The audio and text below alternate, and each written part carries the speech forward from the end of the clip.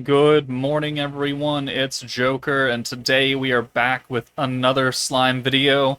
And the new meta has arrived: the Holy Guests and Otherworld Flavors Troop Recruit, featuring Marabel and Lumi. And the live stream happened earlier today, right? And we saw their full kits, and I was kind of on the fence about it. Like, they had the potential to be. I think Marabel at least had the potential to be okay. Lumi I was not too big on, and unfortunately, those worries were very much founded.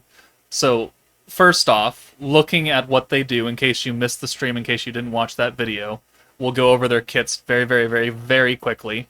Lumi is an AoE fire unit. Her first skill gives you a resurrection state for 3 turns. You can only use this skill once per battle, though, so you have to pick what 3 turns you want to have this on. But what it does is it makes you unkillable, right? It's not invincible, because you do take damage, but you will then either heal back up to full at the end of the turn, or you will just revive. If you take a finishing blow, then you will just stay there and you will revive back up and you'll be alive again. And it lasts for 3 turns, and you can die 3 times in a turn. Right? If there's an AoE stage, they're all single targets, they all kill you. You can die and revive, die and revive, die and revive within turn 5. And then turn 6 comes, and you could die 3 more times. So, but again, it only lasts for 3 turns, and you gotta pick when you're gonna use it. Because once you've used it, and once those 3 turns is up, it's gone, and you are going to die later. Her second skill is a full hand orb change to blues for earth and fire characters, the 2 least represented elements in the game. So already, that's not great. Oh, and by the way, the resurrection state is limited to 2 different forces. So if you're not on the force, you don't get revive. You don't get the heal. That's why I'm not super big on Lumi, because she's got just a whole butt ton of restrictions. And while the revive, is a cool gimmick and all, overly limited characters are never a good thing.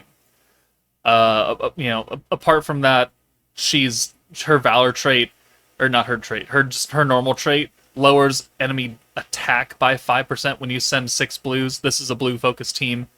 Not a good trait for most other things.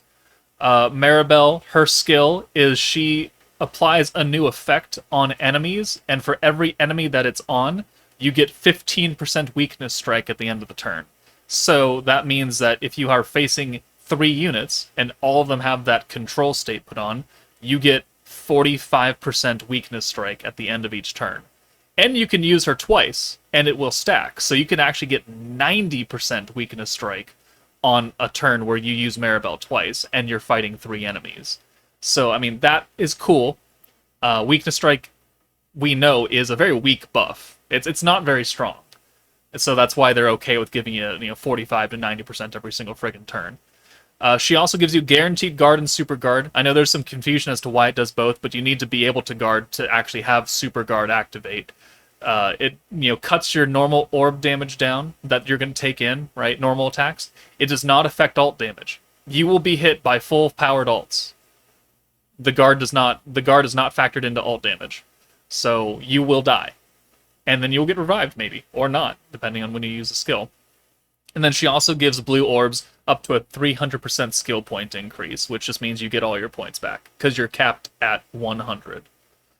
On the plus side of this, though, she does passively reset everybody's skills by 10. So frontline, backline, every turn your skill cost will go down by 10 points if you've used it, and then every 2 turns your skills will be fully reset unless you use them more. So, kind of like what Idle Rimuru does, but Idle Rimuru only does it for the front line. Marabel does it for both. And, that's why they're interesting.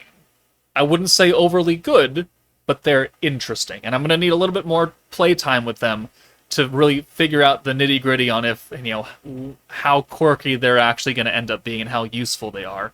But based on the live stream that I did, that just ended, that I tested both these characters out, I'm going to be brutally honest, is I don't think they're that good. I do not think that they're super great. And because Lumi is heavily restricted between her 2 skills, Marabel, guard and super guard is great, but if they're doing damage to you from alts, She doesn't save you from that. So, and Weakness Strike is, again, a fairly weak buff overall. So, I'm not too big on them. And then, as far as the banner itself, it's actually garbage.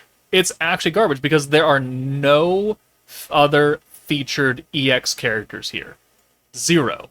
It is them, and then it is a bunch of old 5 stars. Light Shuna, Earth Lumi, this is Harmonizer Rimuru, and this is Space Rimuru, or maybe I got it backwards. Water Rimuru that we got for free 2 months ago, and then Space Rimuru. Gazel, Dark Rimuru 1.0, so like the AoE crit one, and then Trainee. And that's it. That's it. You got a whole bunch of old, most of them were OG characters, right? Dark Rimuru came out the first month of the game, and then Earth Lumi came out about 4 months after the game started. Everybody else is an OG October 21 release character. And they all have skill fusions, that's great, but if you don't have them duped out, then that's fucking useless. So this banner has 2 units that I don't think are super great and don't have a lot of future value, and no featured EX characters. And yeah, I think that's all I have to say, is that this banner is terrible. The actual EX characters are not overly impressive right now to me, and I think that's all I have to say. Like, you can make Lumi work, you can make Marabel work. Yes, certainly. You can make anybody work in the perfect scenario with the perfect team setup. I have yet to discover their perfect team setup, though. So as of right now, and my hour and a half of testing, they don't look that good. I don't foresee Lumi having a lot of future value because, again, Fire and Earth are the least represented teams in the game, elements in the game. And, there's going to be a lot of characters here is what it's going to look like to you. But then you realize that, you're a collab character, you're free. You're still really good. She's okay. You're okay. Idol Shuna is okay. Swimsuit Shizu's okay. Tempest Fleet Rimuru, no one summoned for him. And then you've got the new Lumi. And then you've got Summer Lumi, who's a joke, right? Both Fire Magic Lumis that are EX character, or not Magic, but Fire AoE Lumis are just kind of meh. And then you have, single target, single target, single target, single target in an AoE meta. I don't see this working out.